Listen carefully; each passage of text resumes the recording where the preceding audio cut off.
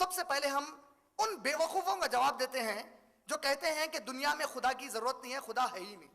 इनको कैसे बताएं कि बेवकूफ इंसान, तेरा ये जो जुमला है, ये जुमला बिल्कुल साइंटिफिकली, साइंसी एतबार से गलत है, मंतिकी लॉजिकली गलत है, अकली एतबार से, फलसफे के एतबार से बिल्कुल गलत जुमला है। तेरे में जहालत और तेरी कम इल्मी है। It's your lack of knowledge and it's your improper education, जिसकी वजह से तू समझता है कि कोई भी खुदा नहीं है।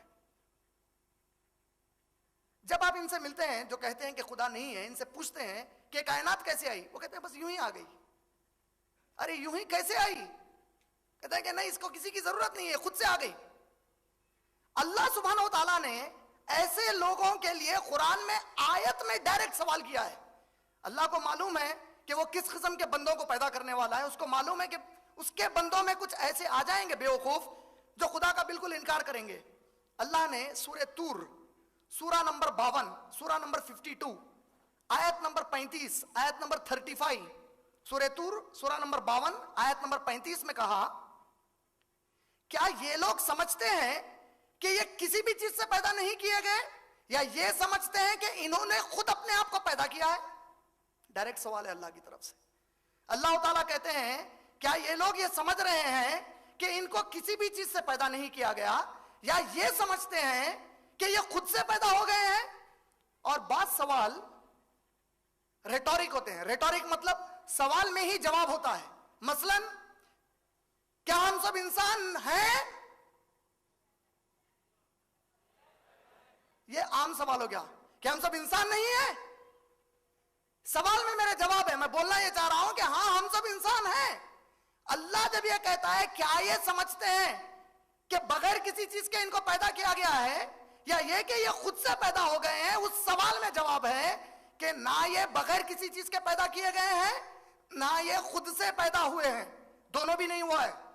इसी तरह फिर अल्लाह सुब्हानहू तआला सूरह वाक़िया, सूरा नंबर 56 की आयत नंबर 58 और 59 में कहते हैं, जरा इनसे पूछो, जो मनी, जो नुतफा इनका था, उस नुतफे से इनको हमने पैदा किया, या खुद इन्होंने अपने आप को उस नुतफे से पैदा कर लिया? अल्लाह अकबर।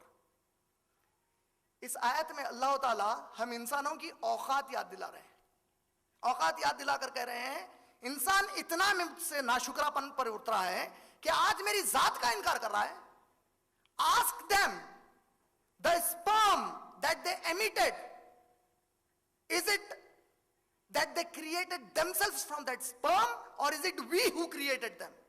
इनसे पूछो कि जो नुतफा इनका निकला है, इनके बाप का, उस बाप के नुतफे को क्या इन्होंने खुद इस्तेमाल करके पैदा कर लिया अपने आप को, या हमने इनको पैदा किया? और अगेन इस सवाल में फिर से अल्लाह के जवाब है कि नहीं, हमने तुमको पैदा किया है। लेकिन हो सकता है जो लोग साइंस को मानते हैं वो लोग ये समझने की कोशिश करें या बताने की कोशिश करें कि हम बहुत पढ़े लिखे लोग हैं, क्योंकि अक्सर लोग आज के दौर में साइंस के बारे में कुछ ज्यादा मालूमात हासिल करने के बाद समझते हैं कि वो बड़े इल्म वाले हो गए हैं। हमेशा हम इंसानों को दो चीजों में फर्क करना चाहिए। आज का जो दौर है ये इंफॉर्मेशन एंड टेक्नोलॉजी का दौर है। इंफॉर्मेशन मालूमात, टेक्नोलॉजी तकनीक, यानी आज के हमारे दौर में बेशुमार मालूमात हैं, बेशुमार मालूमात है, ऐसे ऐसे मालूमात जो हमसे पहले के इंसानों को कभी भी नहीं थे। आज के इंसान को यह मालूम हो चुका है कि हम जिस जगह पर रहते हैं, ये सूरज, ये 8 सैयारे, ये 200 बिलियन उसके अतराफ, इस कायनात के सितारे जिसको हम मिल्की वे कहते हैं, फिर ऐसे 200 बिलियन और मिल्की वे, और अब तो नेशनल ज्योग्राफी कहती है कि एक हमारी जो मिल्की वे है जिसके अंदर ये सोलर सिस्टम, सूरज और 8 सैयारे और ये 200 बिलियन सितारे हैं, इन सब की तरह 600 बिलियन गैलेक्सीज हैं। इस हद तक मालूमात हो गए। हमारे खुद के जिस्म के अंदर दिल, जब आप दिल के बारे में जानना चाहेंगे तो दिल के अंदर 4 टुकड़े हैं, हर टुकड़े का एक स्पेशलिस्ट डॉक्टर मिल जाएगा आपको। आंख, 2 आंख हैं, स्पेशलाइजेशन की फील्ड इतनी बढ़ गई है कि आंख के अंदर राइट हैंड कि राइट आई का स्पेशलिस्ट एक और लेफ्ट के आई का स्पेशलिस्ट एक है। फिर आंख के अंदर पुतली का अलग और डल्ले का अलग स्पेशलिस्ट है। मालूमात अंभा information is flowing like ocean. आज इंसान को इतनी सारी चीजें मालूम हो गई हैं, लेकिन उसके पास आज भी अफसोस की बात है, इस बात का इल्म नहीं पहुंचा कि इन सब चीजों का पैदा करने वाला अल्लाह कौन है। मालूमात मिल जाने का मतलब आप इल्म वाले नहीं होते। तो साइंस की कुछ किताबें पढ़ लेंगे, अगर साइंस के कुछ बुक्स और साइंटिस्ट के कुछ नाम जान लेंगे, इसका मतलब यह नहीं होता कि आप दुनिया के सबसे पढ़े लिखे और काबिल शख्स हो गए। क्यों मालूम है? क्योंकि जिस साइंस को आप स्केल बनाते हैं, जिस साइंस को आप स्केल बनाकर अल्लाह को कबूल करना या रद्द करना चाहते हैं, वही साइंस बेबस है इस बात को मानने पर कि यह कायनात खुद से पैदा नहीं हो सकती। आप लोगों के सामने कुछ साइंसदानों के एक्सपेरिमेंट बताता हूं। हो सकता है कि बाज लोगों को ये तजुर्बे साइंसदानों के समझ में ना आए, लेकिन जो हमारे नौजवान भाई और बहनें कॉलेजेस वगैरह जाते हैं वो लोग इसको समझेंगे, ताकि जो गैर मुस्लिम हजरात अल्लाह को नहीं मानते उनको अच्छे तरीके से दावत दीन दे सकें। एक साइंटिस्ट थे जिसका नाम था फ्रैंक एलियन। फ्रैंक एलियन नामी एक साइंसदान थे। इन्होंने तहकीक करना शुरू किया कि जो इंसान पैदा होता है क्या यह खुद से पैदा हो सकता है। तो इस तहकीक के अंदर उन्होंने मालूम किया कि इंसान के जिस्म के अंदर जो सबसे अहम शय है वो है प्रोटीन मॉलिक्यूल। और उन्होंने ये दरियाफ्त किया कि ये जो प्रोटीन मॉलिक्यूल है ये किन किन चीजों से बना हुआ है कायनात में। तो उन्होंने पता लगाया कि कायनात में 5 गैस एक जगह जमा होकर ये प्रोटीन मॉलिक्यूल बनाते हैं। वो 5 गैस कौन से हैं? Oxygen, hydrogen, nitrogen, carbon and sulphur. ये 5 गैस। कायनात में गैस कितने हैं? हमारी साइंस के मुताबिक 115 से ज्यादा गैसेस है जमीन के अतराफ और अकनाफ। कितनी है? 115 से ज्यादा। अब फ्रैंक एलियन ने तहकीक की कि ये 115 में सिर्फ ये 5 गैस एक जगह खुद से जमा होने के लिए कितनी पॉसिबिलिटी है, कितने इम्कानात हैं कि इतने सारे गैसेस हैं, उसमें से सिर्फ ये 5 जमा होकर एक प्रोटीन मॉलिक्यूल बना दें। तो उन्होंने तहकीक करके बताया कि अगर ये 5 गैसेस खुद से जमा हो जाएं अपनी जगह, तो इसको रेशियो दिया उन्होंने मैथमेटिक्स का 1/10 raise to the power of 160। 160।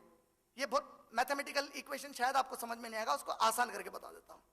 Mathematics की फील्ड के अंदर अगर कभी भी कैलकुलेशन 10 से जरब दिया आप 1/10, 1/10 raised to the power of 50, मतलब 10 raise to the power of 50, मतलब 10 लिखने के बाद उसके बाजू 50 जीरो डालते जाना।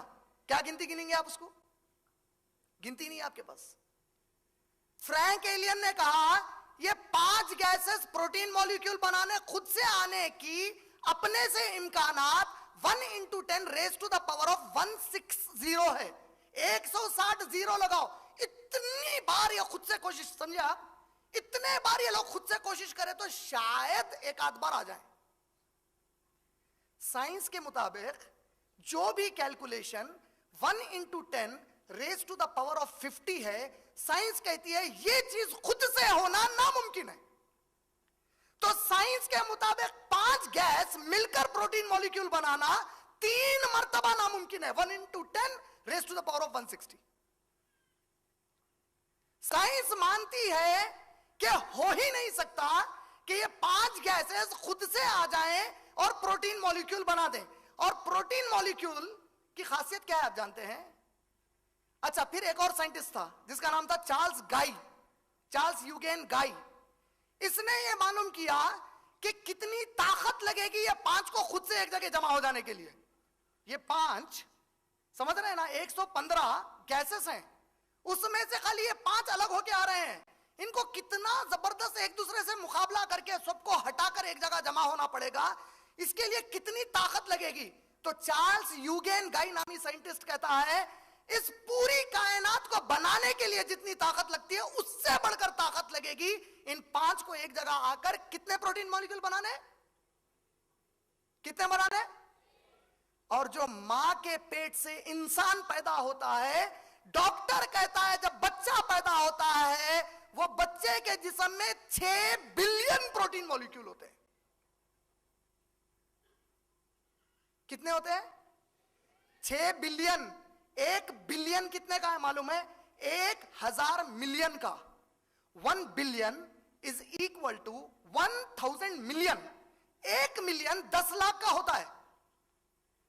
मां के पेट से जो सिर्फ 9 महीने में बच्चा पैदा हो रहा है, उस बच्चे के जिस्म में 6 बिलियन प्रोटीन मॉलिक्यूल्स हैं, जबकि एक प्रोटीन मॉलिक्यूल बनने के लिए साइंस कहती है यह खुद से होना नामुमकिन है, हो ही नहीं सकता।